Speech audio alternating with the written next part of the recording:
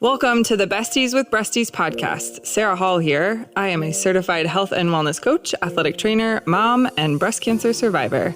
I help women overcome their own mind drama to make mind shifts that open up the possibility for their most empowered and energetic life. And I am Beth Wilmus, author, speaker, and founder of a human investment organization, otherwise known as a nonprofit, called Faith Through Fire.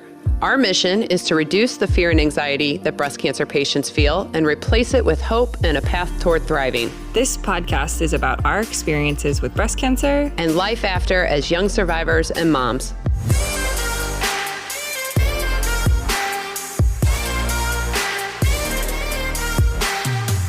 All right. I'm hungry. Are you? What did I have? Oh, I had a protein shake. Oh, no, I'm fasting. It's not I'm definitely anything. fasting after our Alaska. I'm like, I'm Well, never eating again. I know. It's the best diet ever. She's going to be a pencil stick figure next time you see her. I wish. Yeah. Yeah, I'm fasting. That has not happened. That was... I know. If I wasn't fully convinced about the keto diet, I am now. I'm like throwing out all my potato chips. Well, like just get your keto factor meals. They're not as good, but... I do. I only get that's all I get. You get the keto ones. Yeah. All right. So the topic for today might not initially seem like it belongs in medical skepticism, but I thought it did. And here's why. So we're going to be talking about emotional repression. Yep. And cancer. Yep. Okay. So how many women, I mean, honestly, this is all anecdotal, but how many of the women that we help do you think come to us with a breast cancer diagnosis who have either A, just had something traumatic happen, like a divorce or a loss of a child, or their parents are sick or something like that, something really traumatic, and then they get diagnosed? Or I feel like our programs are full of type A, get it done women who have problems expressing emotions generally. Yes. They partake in a yes lot of... and yes. All right? of the above, yeah. Like they partake in a lot of emotional repression. And they don't recognize it as that. They recognize it as resilience. They recognize it as, oh, just pick yourself up by the bootstraps. I am one of those people. I repressed all emotions before I got cancer. Yeah. Like I did not allow myself to feel. And I think that there is a mind-body connection between repressing emotion, immune system dysfunction, and then disease. Agree or disagree? Totally agree. Yeah. There's a great book called Body Keeps the Score, and he we've talks talked a about lot about it. Yeah. We've talked about it on other But episodes. Is that even a consideration in cancer care? No, not in your traditional care. Like you can't go into the doctor's office and be like, oh, I lost my niece last year and that really hit me hard. And they're like, oh, that's sad. And then they just go on about it. Like, that's what I'm saying. They're not making any kind of connection between your mental health and your ability. And my question is, if you address your emotional issues, could you lower your recurrence rate? I know that's not fair. Like people, people could be triggered by that, right? Like, I wish it was as simple as just that. But I do think, I'm a believer in just having healthy coping mechanisms in general on a daily basis. A micro trauma comes at you. Are you that person, or a micro stress or whatever you want to call it comes at you? Are you that person who just lets it roll off of you and you think, oh, it was no big deal. Like, I'm not going to say what I need to say. Or are you going to go, give yourself a minute, breathe, process. Or are you going to barrel through? Like, if you've got a busy week and something really hard happens on Monday, are you that person who's like, hey, I maybe need to take a little bit of extra time for myself tomorrow because I'm still reeling from what happened on Monday? So I would have never done that. I would have repressed, move forward before cancer. Now I 100% process everything as it's happening. You've unfortunately been the recipient of me processing in the moment. And I totally think that it has helped my health. Yeah. So today we're going to talk about mind-body connection. We're going to talk about the emotional suppression or stress that can alter your genes. Yep. And coping strategies and behaviors to help you stay healthy. But before we do that, let's hear from our first sponsor. Thrivent is a proud sponsor of Faith Through Fire. Thrivent believes money is a tool and not a goal. The Gateway Financial Group with Thrivent is local to the St. Louis area and can work with you to create a financial strategy that reflects your priorities and helps you protect the things that matter to you, like family and giving back. Please call 314-783-4214 to schedule a free consultation with one of Thrivent's Gateway Financial Advisors. All right, so we're back. Let's talk about mind-body connection. We kind of touched on it. Research in psychoneuroimmunology. That is a mouthful. big word, Beth. That is a mouthful. Suggests that there is a bidirectional communication between the mind and the body. Okay, so emotional states, including stress and emotional repression, can influence the immune system and potentially impact the body's ability to prevent or control the development of cancer. Oh my gosh, I have the best story before you go into these points. Okay, let's do it. Okay. I'm kind of throwing my grandma under the bus here a little bit. That's okay. She's not listening. Yeah. So my grandma is kind of a powerhouse of a lady, and she thinks very black and white, and she wants what she wants, and she doesn't want what she doesn't want. Well, I knew that she just turned 90 this last year, and I knew that she wouldn't want a birthday party. Mm-hmm. And if anybody asked her, she'd be like, no, don't go through the trouble. And then if you then did it anyway, she'd be really mad. Mm-hmm. Well, I also knew, because I've known her my whole life, that she would enjoy the heck out of it, out of somebody thinking about her and putting things together for her and getting all of her friends in one room. Did you do that? Ugh. Yeah, I did. Oh, I did. would kill you because I'm the same person. Right. I don't want that. But here's what happened. So I did all this, and I kind of had my whole family in my ear the whole time going, I mean, even members of her church, because that's where we held it, who are like, she's going to love this, but she's not going to love it, if she finds out. And I go, great, that's why you need to keep it a surprise. And so we kept it a surprise. We had tons of people there. And the 2 days leading up to it, started to get that tickle in my throat. And I started to feel ill. Felt like and an eel. Even driving her to the party, I was going to throw up. Right, because you didn't know if you made a mistake.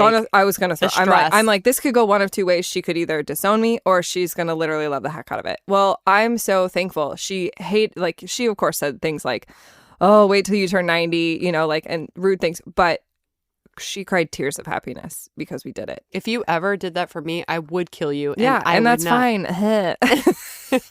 But what I'm saying is then the next week, I got sick. Oh, yeah, because of the stress. I got sick. I was so stressed, and it took me out for the next week. Dude, we have talked about this before. I gave myself shingles out of stress. Yeah. Shingles. And shingles is nothing to mess with. I mean, that's a painful thing. Yeah, I totally think that is 100% true. And yet, and likewise, okay, so there's emotional repression, but then there's like avoidance behavior, which I am a huge avoidance behavior. So actions or habits that people adopt to steer clear of facing certain emotions. Oh, you and Ben and his basketball team. Don't tell Ben. Oh. Yeah. Yeah. Oh, well, yeah. I mean, I am always looking for a way to avoid the discomfort. Yeah.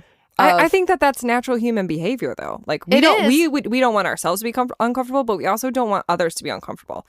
Yeah, but it's about recognizing it. But that's the thing. It's like now when I do it, I recognize I'm doing it, and I recognize why I'm doing it, and then that allows me to process it, and then it allows me to move on to make the best decision, right? Which again, I'm a verbal processor, so I say the thing that I want to do in the moment, and then I do the thing that needs to be done. So like when Ben, poor Ben didn't make this basketball team that he wanted to make. And my first thought was, I just don't want to tell him. Like, we'll just not tell him he didn't make it. I don't know what I was going to do, right? You can't just not tell him. But at the time, I was thinking like, that's a terrible idea. Sarah's with me and I'm like, we just won't tell him because I didn't want his little heart to be heartbroken and stuff like that. And then of course, we had to tell him, and it's a good life lesson, and you're not going to win all the time. But I always process verbally like the thing that I want to do, and then I have to go to the place of, okay, this is what I have to do. Yeah. But yeah, I totally get that. And avoidance behavior is very common in cancer care. Mm-hmm. You avoid things that are going to trigger you emotionally. Mm-hmm. And there's just so much to that. I looked up a little bit about psychoneuroimmunology. Okay. Do you want me to break that down? I took a medical terminology class, and it's like, so ology is the study of, and then psycho, obviously anything to do with the brain. And then neuro, that's your neurons, so the messenger senders. Mm-hmm. And then immunology, reach back, Sarah, reach back. Shoot, immunology. That's something that has to do with your immune system. It's got to, yeah. So it's the study of the brain and the nervous system. Yeah. So it says PNI is how the acronym for it. It's a field of scientific research that examines the interactions between the central nervous system. Boom. So there you go. Boom. You were right. The brain and the spinal cord, and the endocrine system, responsible for hormone production and regulation, and the immune system. Mm-hmm. So think about that. For all of us estrogen positive or hormone positive breast cancer patients.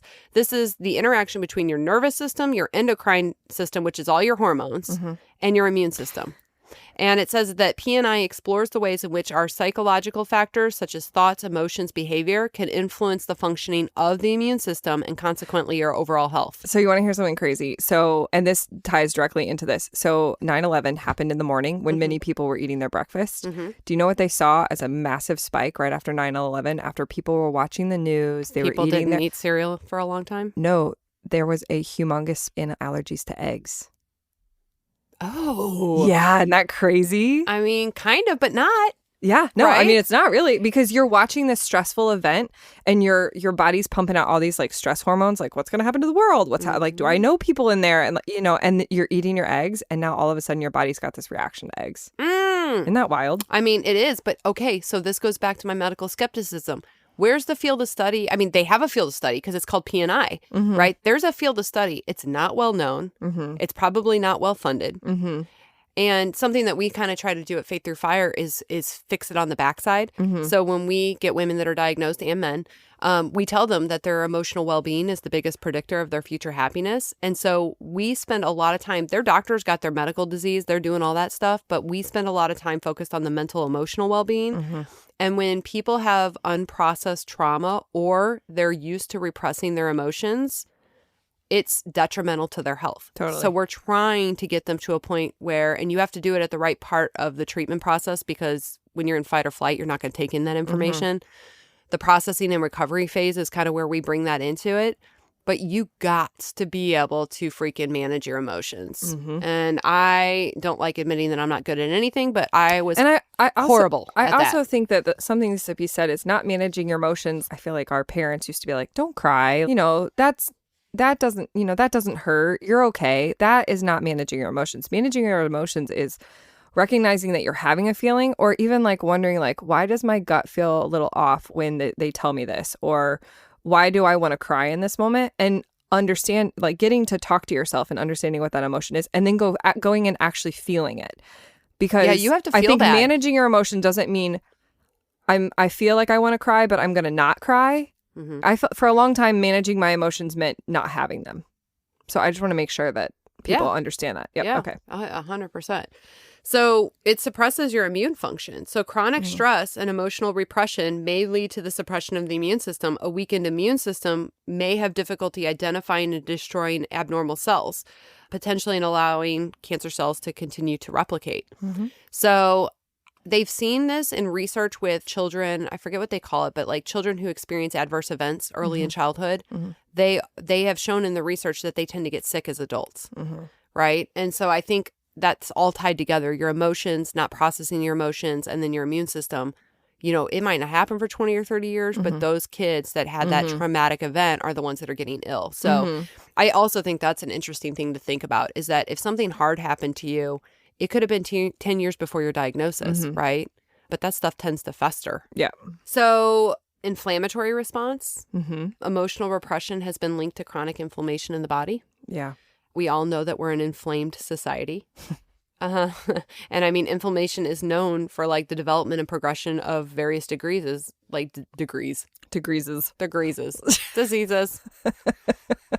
So, if you have constant inflammation, which is where a lot of my focus for my health is managing inflammation in my body. I literally can feel myself when I'm inflamed. Can you? Yeah. I mean, it's weird. Your joints feel like puffy and there's the you just physical. feel, there's the physical, and then there's like just knowing your nervous system's in hyperdrive, and it shouldn't be. Yeah. So this is where it goes kind of into the cancer sphere. Epigenetic changes.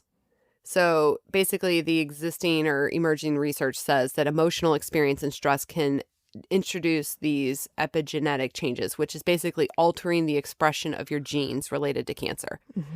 Isn't that crazy that something emotional can change the way your cells look and act? Yeah.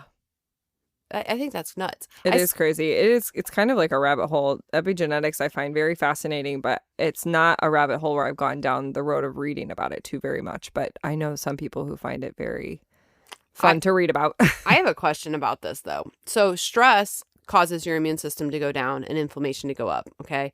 or potentially alters your genes. Mm-hmm. Now you've been diagnosed with cancer, which is like so much more stress. Mm-hmm. So why is stress management and therapy not required of cancer care patients? I mean, here you are. I mean, basically, I mean, you know, and I know. The system isn't set up for it. Yeah.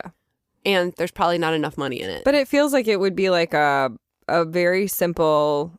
I know for some people, they have to go to the chemo class before they do chemo.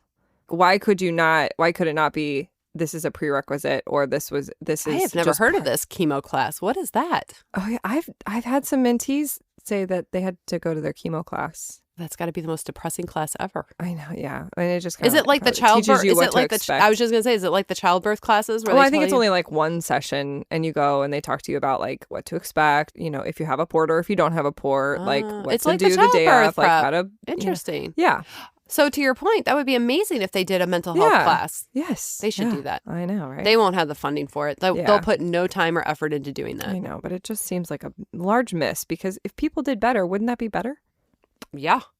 I mean, yeah. Yeah. That's why it's part of medical skepticism.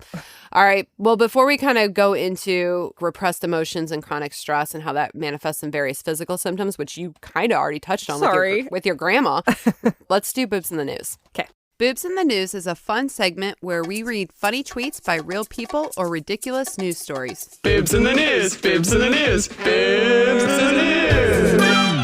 All right. You ready for this? Yes. The title of this, and this is BuzzFeed, is 28 Bizarre Things Patients Witness While Waiting to Be Seen in the ER. Okay. Bizarre things in the ER. Got it. Have you ever seen anything weird in the ER? No, but I mean, I hear stories from Eric all the time because he's the paramedic. Oh, what's the best story? Can you tell one? I mean, well, I think forever the one that just trips me up is that somebody called 911 because she got a mosquito bite. Yeah. That was when the whole Zika thing was happening, and she was like, I have Zika. And she was like, it doesn't happen that fast. That's funny. Yeah. There's your tax dollars at work, people. Yeah. All right. So this one says, when I was a kid, I waited opposite some guy who had a real life broadsword stuck in his foot. He had been working in some old stately home and a suit of armor. What? Are we in a Scooby-Doo episode? Scooby-Doo. He just bought a haunted mansion. Oh my gosh. Do you know how scary it would be to have a suit of armor in your house? That would terrify me. No, I mean... That makes me think of the some creepy... people like that stuff. That makes me think of the creepy basement at the art museum that has all the armor in it. It freaks me out. Okay, so he had been working in a house and a suit of armor toppled over and the sword impaled his foot. Wow. So he said it was all bandaged up and not obviously bleeding. So he just sat there calmly waiting for his turn, holding this massive sword. Wow. I wonder if his toes got severed or anything. Oh, I don't know. Oh my gosh. Because, I mean, if he was holding it, it had to have gone like all the way through. Yeah. It's in the middle of the foot. Wow. You wouldn't want to drop that because, I mean, you'd probably take your foot off. Yeah. I mean, and was it really that sharp? And does he have to have his foot propped up? Did it impale him to the other side? I'd like to see a picture. I know. Why didn't this kid get a picture? You ever do that? I would be that guy. You ever do that? Do you ever take secret pictures of people, like, of weird stuff and then send it to your friends? Totally. I do too. I hope I'm never on like a people of Walmart. You never know. Don't wear see-through pants to Walmart and you won't be. Okay, so this one says, a woman was trying to get admitted to the mental health unit. And it turns out that the reason she wanted to get in there was because her boyfriend was a patient. So she wanted to get admitted to be with her boyfriend. Oh, no. That's a love story. She didn't get admitted and she wasn't happy about it, but she left. Next thing we know, there's a car doing donuts just outside the ER entrance. She was throwing things out the window and screaming, "Am I crazy enough now?" Wow. She ends up driving around to the other side of the hospital and driving right through some sliding glass doors. Oh. She's lucky she didn't kill somebody. Another 10 feet and she would have crashed over a railing and into the cafeteria below where the staff was napping on a couch. Oh. Definitely got carted away, but not where she wanted to go. Yeah, you went to jail. Yeah, no kidding.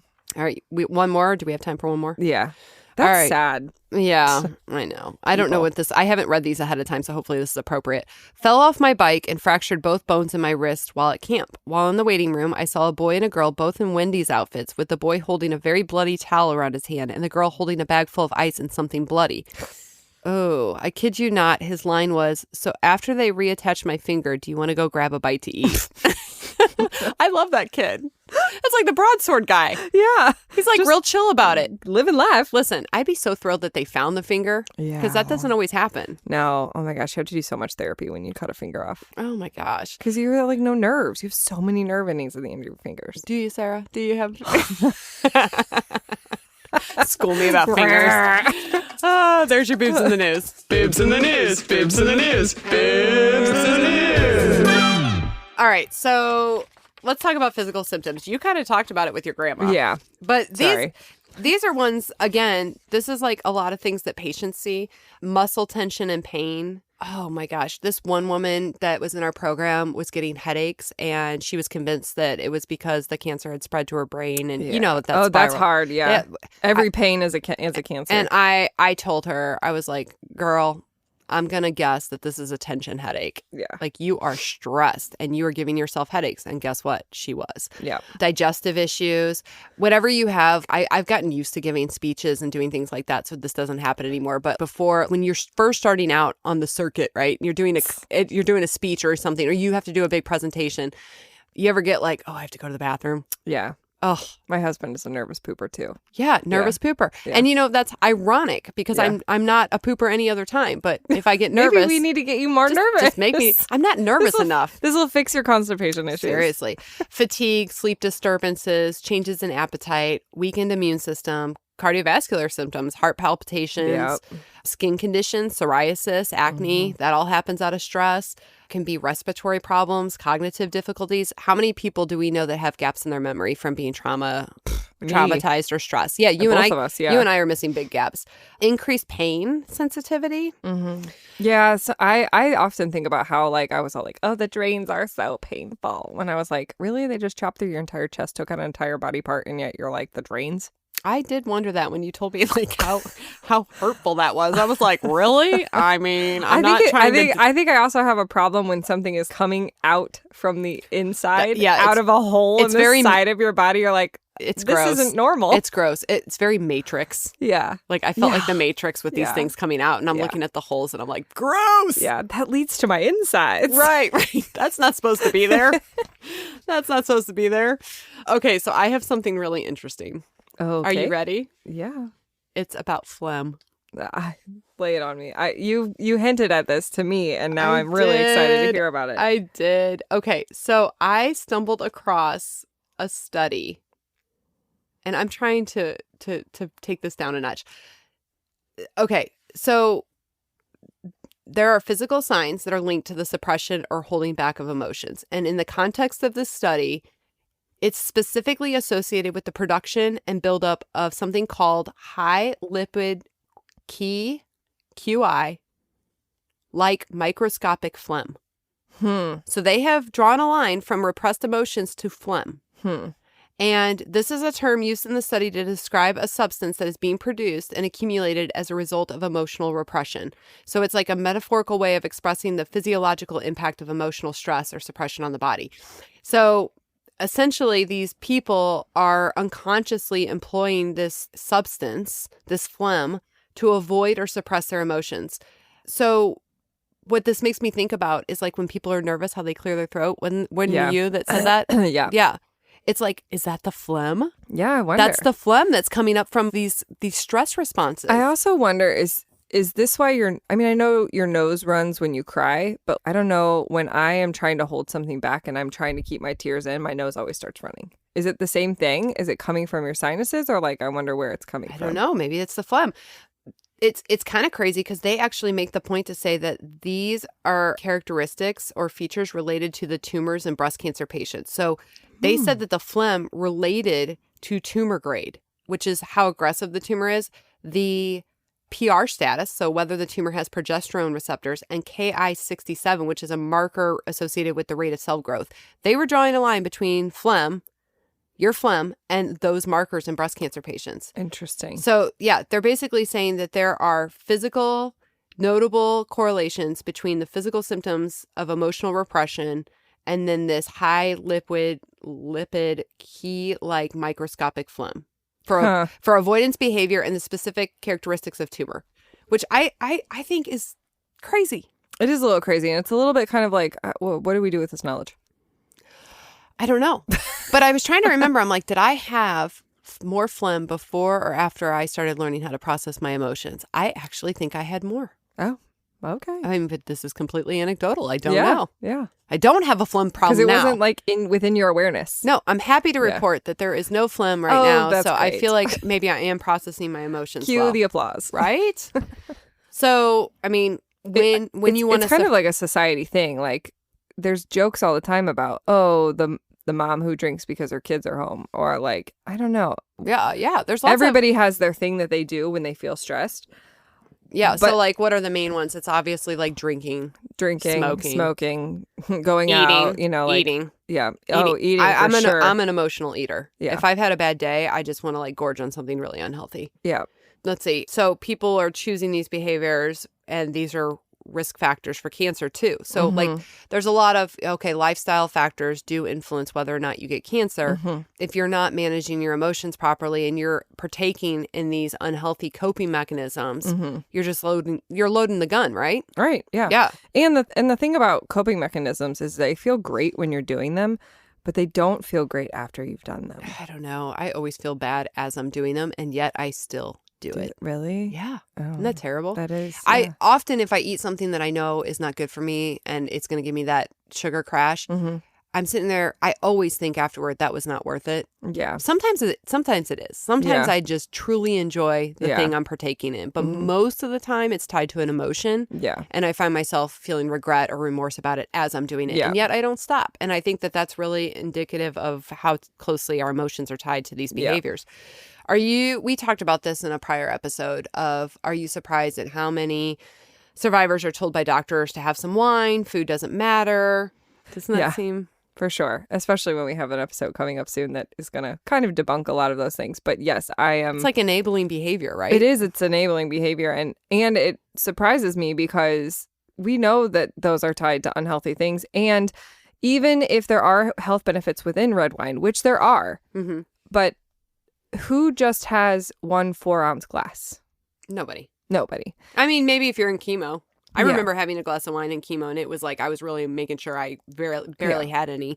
But I mean, I'm just sitting there thinking, really what the conversation should have been is, now you've been diagnosed with cancer, your life is going to be drastically different. You're going to start having to eat like this. You're going to have to now refrain from all sugar and all alcohol. And this is And what are you going to do for your stress? And what are you going to do for your stress? Yeah. Like that's what the conversation should have looked like, and paired with, here's your treatment plan. But before we close out, let's hear from our second sponsor. BJC Healthcare is proud to bring you the best medicine close to home. In addition to 2 full-service hospitals, Barnes Jewish St. Peter's and Progress West, community members in St. Charles County and beyond have access to the Siteman Cancer Center in St. Peter's, 2 convenient centers in the area, and doctor's offices across St. Charles County. Visit bjcstcharlescounty.org to learn more. So what can we do about this? This is the question, is what can we do for all you type A people out there that are thinking, oh, this is me, I don't process my emotions, or I had this really tragic thing happen right before my diagnosis. What do I do about it? Well, studies suggest that people who are more expressive and open about their emotions have better psychological well-being and potentially improved treatment outcomes. You know, Sarah, you're a coach. For people who have trouble expressing themselves, how do they dip a toe into the pond of being vulnerable? Because that's what we're talking about, right? It's vulnerability. I mean, honestly, something that I've even recommended for people to do is to just say it to a mirror to themselves.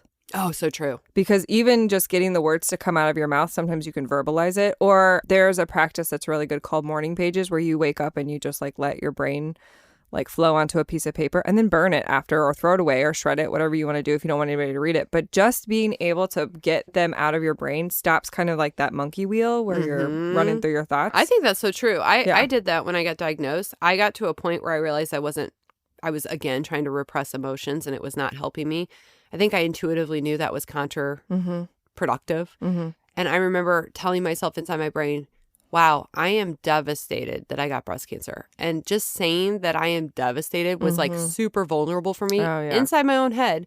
But the minute I did it, I felt a release And it was like validating. Mm-hmm. And I thought, wow, the world didn't fall apart and you're not the first person to feel devastated by something. Yeah. And so I really like that idea of like saying it out loud in the mirror. Mm-hmm. Oh, yeah. good one. It's way better than me. Like, I'm fine. I'm fine. Everything's fine. I'm fine. Yeah. Or I totally did that. People or would we be have like, some- how are you being so strong? And I'm like, I mean, it's not that bad. It's not that bad. It's fine. I'm doing good. I mean, I'm so blessed in so many other ways. It could be so much worse. Yeah. Oh, yeah. That could You be know, so much we have worse. so many That's survivors too, like that are just, they are in that vein of, there's worse things. It's fine. And I'm Yeah. like, ooh, you haven't done the work yet. Yeah. Yeah. You haven't done the work yet. So there's evidence, strong evidence to suggest that strong social support is really important to recovery. Mhm. And if you're an introvert, that can sound yucky. Mm-hmm. But I think social support is, it doesn't have to be this overwhelming thing where you're just showing up to every function like everything's great, right? It could be one friend that you go on a walk with once a month where Mhm. you get to go be 100% you. Maybe that's that one person that you feel vulnerable enough to say like all the real things without like any repercussions. Mm-hmm. I also think that it can be as simple as, we're all out and about running errands and doing things. And I think we kind of got in this mode of not talking to people anymore. Like when COVID happened, Mm-hmm. engage with your mailman, talk to the person at the grocery store as you're checking out. We are social beings. We are made for communion. It's like, especially for my, men and women that are living alone. Mm-hmm. It, cancer is isolating anyway, but if you live alone, it can be particularly so. So get that fix from these encounters with strangers Yeah. on the street, start small. I had a little run-in with a therapist that we refer to often at the grocery store. And I find it really funny because my initial reaction was like, she's in a Why hurry. are you out of your box? No, yeah, go back to your box to help people. No, but my initial reaction was, she's in a hurry. I'm in a hurry. We got to go. Like, we can say hi. We got to go. But I always assume that people are really in a hurry. Mm-hmm. Then when I could tell she really wanted to engage, I was like, okay, I can like slow down and engage with her. I walked away from that interaction just Happy. so happy. Yeah, I know exactly which therapist this is, and she's always somebody that's going to engage with somebody on a personal level. But I agree. When you walk away from that situation, I had a similar situation where I went to go visit somebody in the hospital, not related to breast cancer, but it was a crazy day, and the hospital was really far away, and I was feeling stressed about a million other things, and I was like, I could go a different day, Uh-huh. and I was like, no, go. Yeah. And I walked out of there and I was like, that was lovely for me and for them. And I'm so glad I did that. And that was really a great time. Yeah. You sometimes have to get yourself out of your comfort zone and just go do it. go do it. Yeah. And you're going to be glad you did for sure. Yep. And then we've talked about these before, but meditation, relaxation techniques, therapy can all positively impact your immune function and your overall well-being. And those can help. Those can be your coping mechanisms. Right. Just choose. Those are the healthier options. So every time I want a potato chip, I just meditate instead, right? You know those little signs like this, not that? Yes. Yeah. It's like, this meditation or exercise, not that wine or food. Cookies. Or cookies, Right. yeah. Right. Yeah, it's true. I do think a lot of it is habits, right? Yeah. Developing new healthy habits Yeah. and replacing those bad habits. So Yeah. I don't know. I liked putting this in the medical skepticism because I think that this should be part of care, Yeah. and it's not, and it never will be. Nope. Well, let's not, never say never. Yes. I knew as soon as I said never, Sarah hates the word never. Hate never. Hates the word never. It's the coach in me. They would always say like challenge never. Really? Never? Yeah, It's right. like how we're supposed to respond. Really? Never? Never. This is never going to happen. Oh, all right. Yeah. Well, there you guys go. Until next time. See ya. Thank you for being a listener of the Besties with Breasties podcast. If this podcast had a positive impact on your journey, leave us a review or consider becoming a supporter. You can donate with the link in the show notes or at faiththroughfire.org. This episode was hosted by Sarah Hall and Beth Wilmus, audio and production edits by Innovative Frequencies.